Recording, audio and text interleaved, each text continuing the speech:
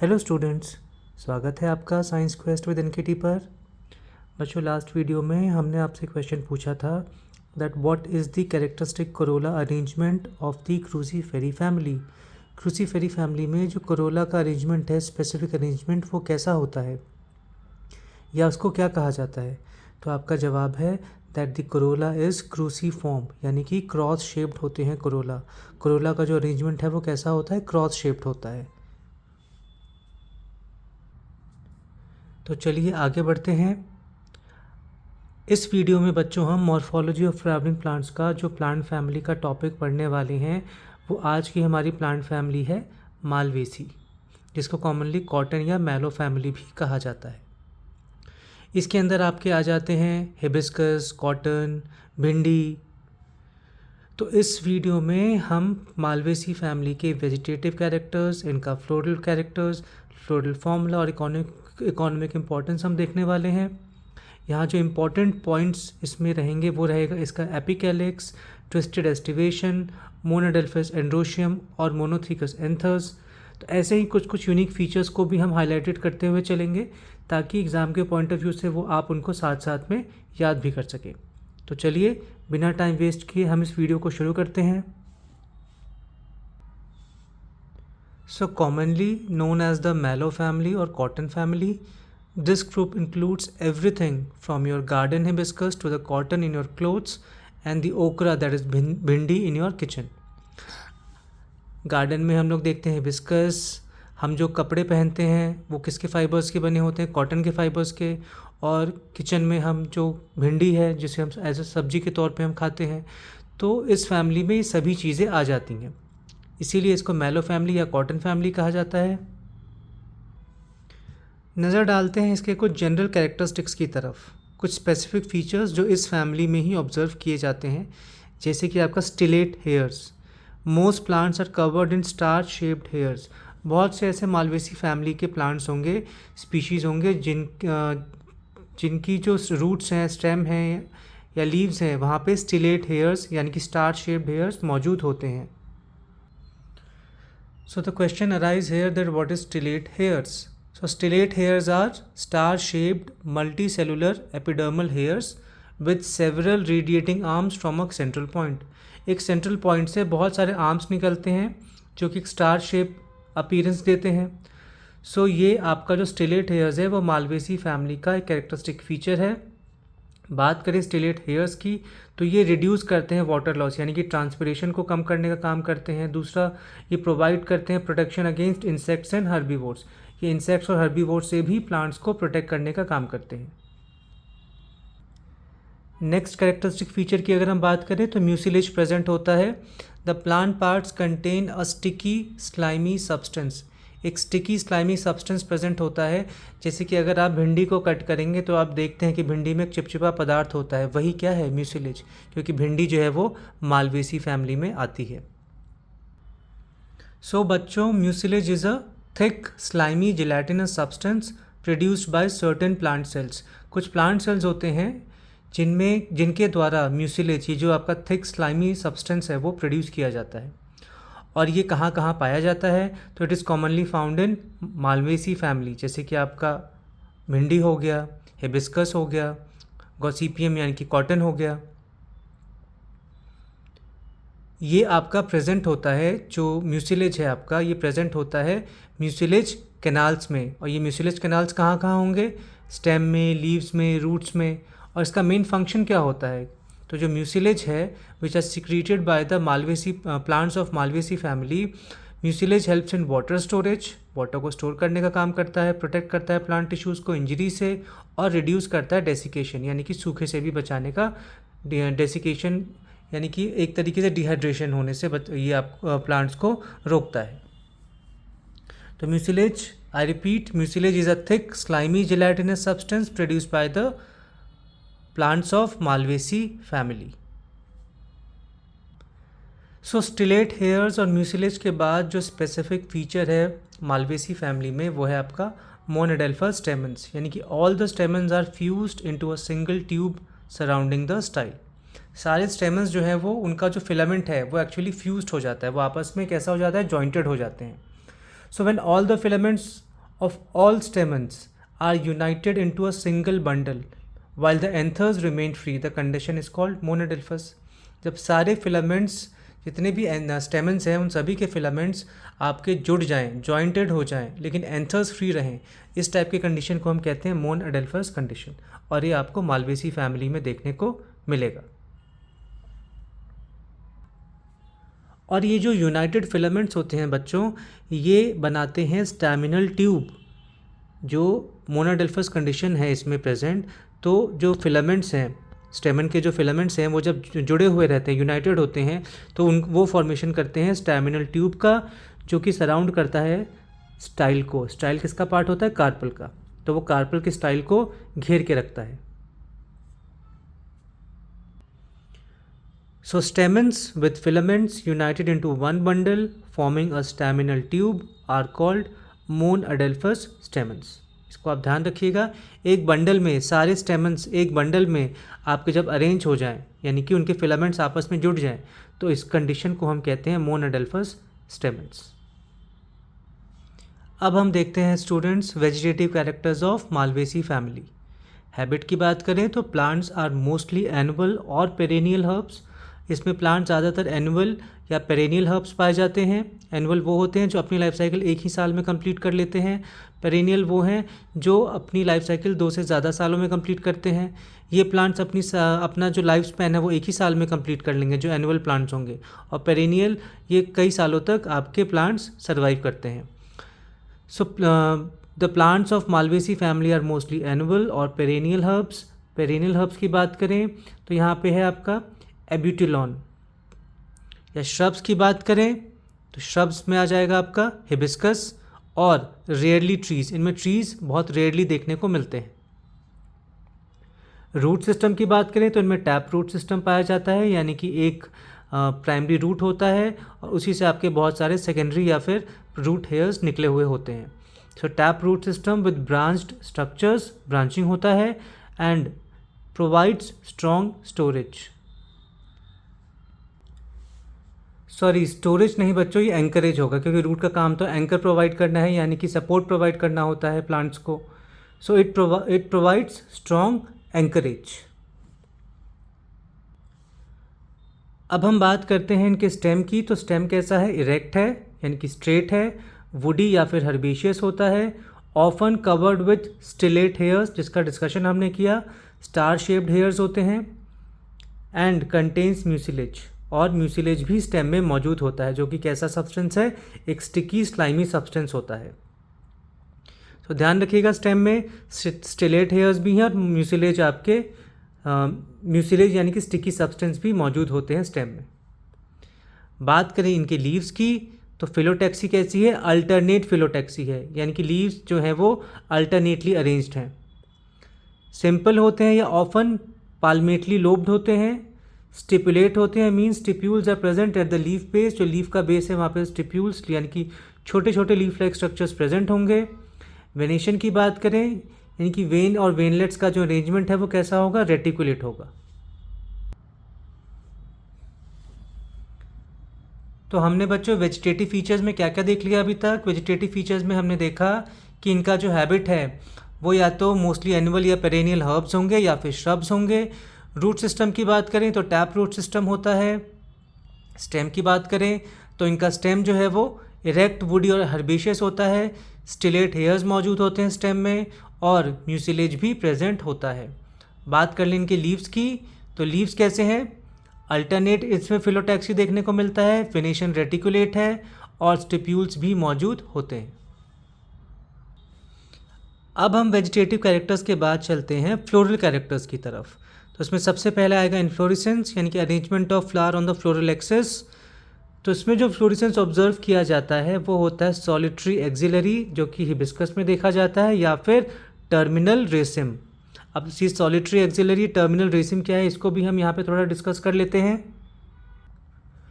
बात करें अगर सॉलिटरी एक्सिलरी की तो when a single flower arises from the axil of a leaf it is called solitary axillary. जब भी किसी लीफ के एक्सिल से एक सिंगल फ्लावर निकले तो उसको हम कहते हैं सॉलिटरी एक्सिलरी, जो कि हमें हिबिस्कस में देखने को मिलता है। वहीं पे बात करें टर्मिनल रेसिम की, तो when many flowers are arranged on an elongated main axis and the main axis ends in a flower then तो इस टाइप के इन्फ्लोरेसेंस को हम क्या बोलते हैं? टर्मिनल रेसिम। जब बहुत सारे फ्लावर्स अरेंज्ड होते हैं एक लंबे से एक्सेस पे, और वो जो एक्सेस है, मेन एक्सेस जो होता है, उसमें आपका फ्लावर उसमें एंड हो जाए, यानी कि मेन एक्सेस का जो टॉप पार्ट होगा वहाँ पे फ्लावर मौजूद हो, तो इस टाइप के इन्फ्लोरेसेंस को हम कहते हैं टर्मिनल रेसिम। तो अगर हम इसको वन लाइन में समझने की कोशिश करें सॉलिटरी एक्सिलरी और टर्मिनल रेसिम को, तो a single flower in leaf axil is solitary axillary. Solitary का मतलब अकेला होता है, तो अगर सिंगल फ्लावर मौजूद है लीफ के एक्सेल में तो it is solitary axillary inflorescence. While a cluster of flowers on an elongated terminal axis is a terminal raceme. या फिर group of flowers, bunch of flower, cluster of flower अगर एक elongated terminal access पे मौजूद हो तो उसको हम कहते हैं टर्मिनल रेसिम। इन्फ्लोरेसेंस के बाद बात करें अगर फ्लावर की, तो फ्लावर कैसे हैं? ब्रैक्टिएट हैं एंड ब्रैक्टियोलेट हैं। Bracteolate means presence of epicalyx, calyx के बाहर लीफ लाइक स्ट्रक्चर्स होंगे मौजूद। फ्लावर्स जो हैं वो एक्टिनोमॉर्फिक हैं, यानी कि रेडियली सिमेट्रिकल होते हैं। बाइसेक्सुअल हैं, यानी कि एंड्रोशियम गायनोशियम मौजूद होते हैं एक फ्लावर में। पेंटामेरस हैं, यानी कि जो इनमें पेटल्स हैं वो आपके 5 के मल्टीपल्स में मौजूद होंगे। और हाइपोगाइनस होते हैं। हाइपोगाइनस मीन्स ओवरी का पोजीशन कैसा होगा? सुपीरियर होगा। तो फ्लावर पेंटामेरस है, यानी कि सेपल्स पेटल्स दोनों ही 5 या 5 के मल्टीपल्स में मौजूद होंगे और जो ओवरी है वो सुपीरियर होगा। बात करें एपिकैलिक्स की, तो it is the characteristic feature of Malvaceae. ये मालवेसी फैमिली का कैरेक्टरिस्टिक फीचर है and it is a whorl of bracteoles present outside the calyx. ये ब्रैक्टियोल्स का वर्ल्ड है जो कि कैलिक्स के बाहर मौजूद होता है और 3 से 8 ये नंबर में मौजूद होते हैं। तो बच्चों आप लोग ब्रैक्टिएट तो पहले से जानते ही थे कि when a flower bears a bract, यानी कि एक modified leaf at the base of its pedicel. किसी भी फ्लावर के पेडिसल के बेस में एक मॉडिफाइड लीफ मौजूद होता है जिसको हम कहते हैं ब्रैक्टिएट, जो कि हमें हिबिस्कस में भी देखने को मिलता है। लेकिन यहाँ पे ब्रैक्टियोलेट क्या है? व्हेन स्मॉल ब्रैक्ट्स, जब यही स्मॉल ब्रैक्ट्स आपके प्रेजेंट हो on the pedicel just below the flower, ये फ्लावर के नीचे एकदम बिल्कुल फ्लावर के नीचे मौजूद हो, तो इसको हम कहते हैं ब्रैक्टियोलेट। तो ये जो एपिकैलिक्स है मालवेसी फैमिली का, ये किससे बना हुआ है? ब्रैक्टियोल से। तो जिस फ्लावर में ब्रैक्ट होगा उसको ब्रैक्टिएट कहते हैं और जिसमें ब्रैक्टियोल्स होंगे उसको हम ब्रैक्टियोलेट कहेंगे। मैं एक बार फिर से रिपीट कर रहा हूँ बच्चों, यहाँ पे ब्रैक्टिएट का मतलब हो गया कि अगर फ्लावर का जो पेडिसल होता है, जो स्टॉक होता है, उस स्टॉक के बेस में अगर मौजूद हो ब्रैक्ट यानी कि मॉडिफाइड लीफ, तो उसको ब्रैक्टिएट बोलेंगे उस फ्लावर को। लेकिन अगर जो ये लीफ लाइक स्ट्रक्चर्स हैं वो मौजूद हों जस्ट फ्लावर के नीचे, पेडिसल के नीचे नहीं, उसके स्टॉक के बेस में नहीं, बल्कि फ्लावर के बेस में ही मौजूद हों, तो इसको हम कहते हैं ब्रैक्टियोलेट। और यही ब्रैक्टियोलेट्स आपके एपिकैलिक्स का फॉर्मेशन करते हैं। एपिकैलिक्स के बाद अब हम चलेंगे कैलिक्स की तरफ। 5 सेपल्स हैं, गैमोसेपलस होते हैं, यानी कि सेपल्स जो हैं वो आपस में फ्यूज्ड हैं। परसिस्टेंट होते हैं, यानी कि ये आफ्टर फर्टिलाइजेशन भी मौजूद होते हैं। वेलवेट एस्टिवेशन इनमें ऑब्जर्व किया जाता है। कैलिक्स में जो एस्टिवेशन है वो वेलवेट होता है, यानी कि जो इनके एजेस हैं वो आपस में एक दूसरे को टच कर रहे होते हैं। सो कैलिक्स 5 है और गैमोसेपलस कंडीशन इनमें ऑब्जर्व किया जाता है। कोरोला की बात कर लें तो 5 पेटल्स हैं क्योंकि पेंटामेरस फ्लावर था। पॉलीपेटलस हैं, यानी कि पेटल्स फ्री होंगे। ट्विस्टेड एस्टिवेशन इनमें देखने को मिलता है and petals often fused at the base with staminal tube. और जो पेटल्स हैं वो इनके फ्यूज्ड हो जाते हैं किसके साथ? Base of the staminal tube के साथ। जो स्टैमिनल ट्यूब होगा, यानी कि इनमें मोनोडेल्फस कंडीशन देखने को मिलती है, तो जो सारे फिलामेंट्स एक बंच बना लेते हैं, तो वो बंच का जो बेस है वो पेटल्स के साथ फ्यूज्ड हो जाता है। बात करें एंड्रोशियम की, तो एंड्रोशियम जो है यानी कि स्टेमन्स न्यूमरस हैं, बहुत सारे मौजूद होते हैं। ये साइन आपका इन्फाइनाइट का साइन है।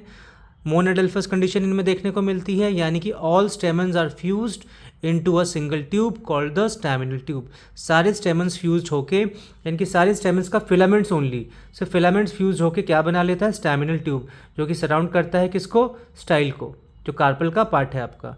लेकिन इनमें जो एंथर्स हैं वो आपके फ्री होंगे, एंथर्स फ्यूज नहीं होते हैं।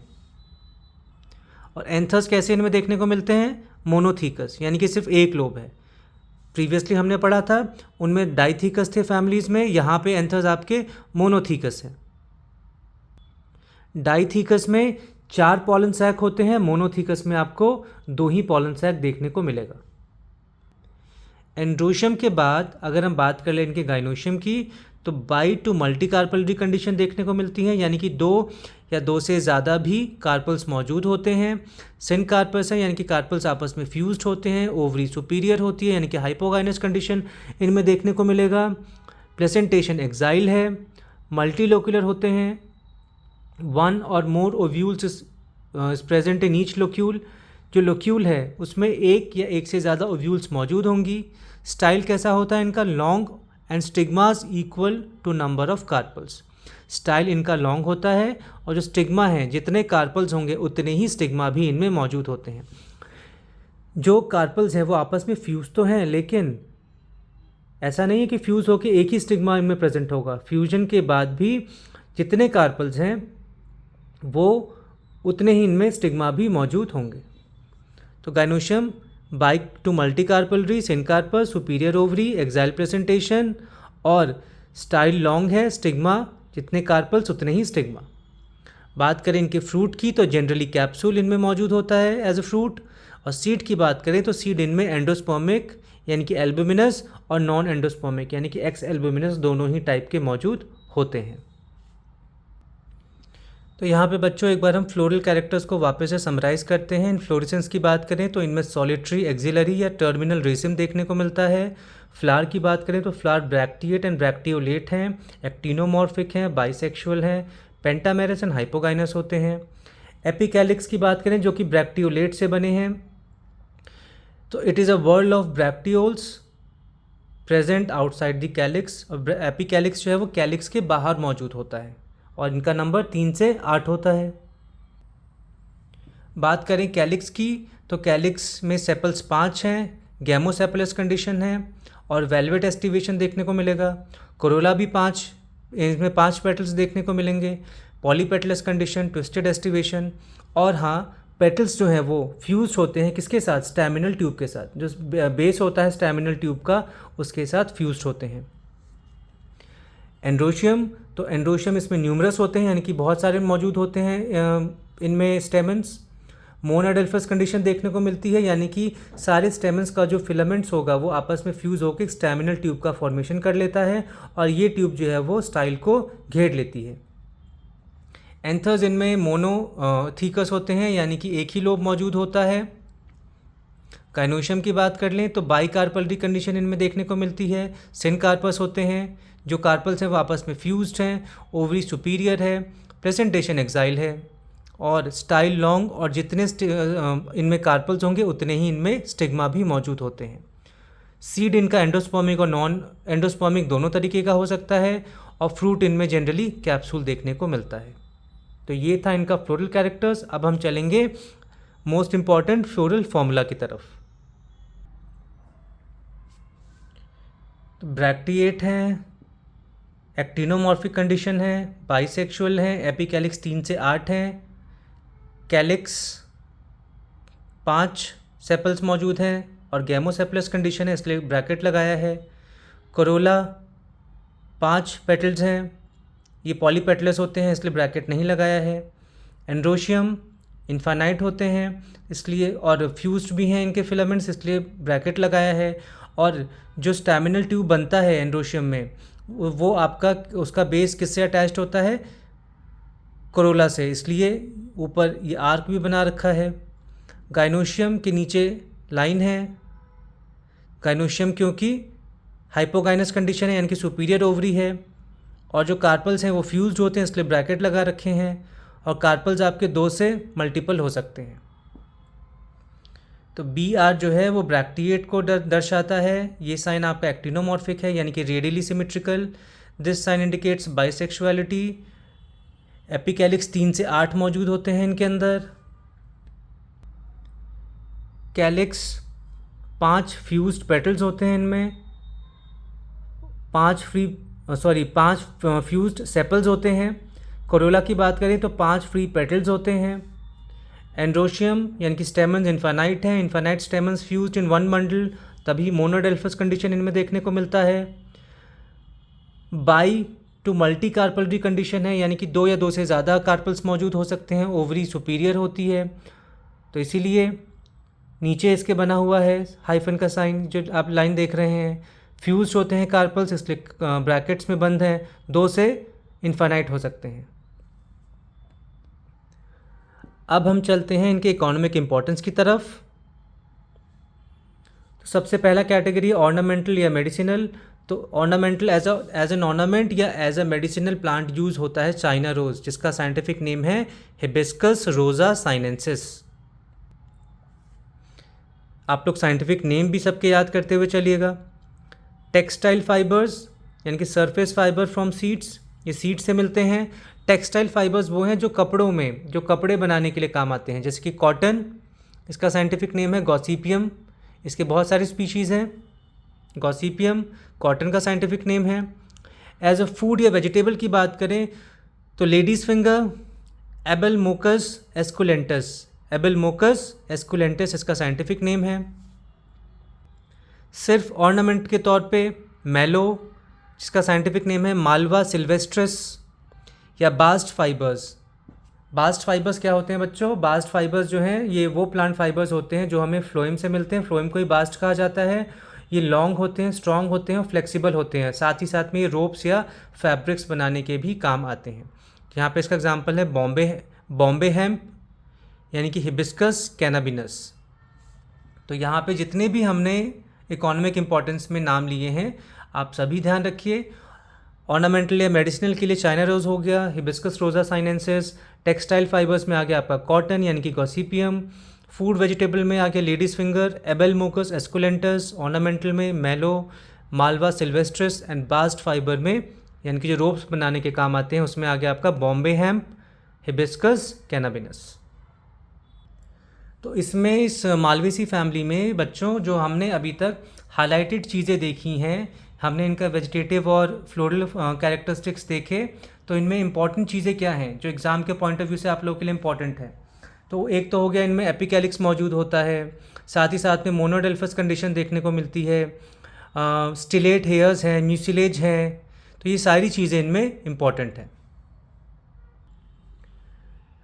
तो स्टूडेंट्स अब हम आपसे पूछते हैं सवाल जो कि रिलेटेड है लास्ट वीडियो के टॉपिक से।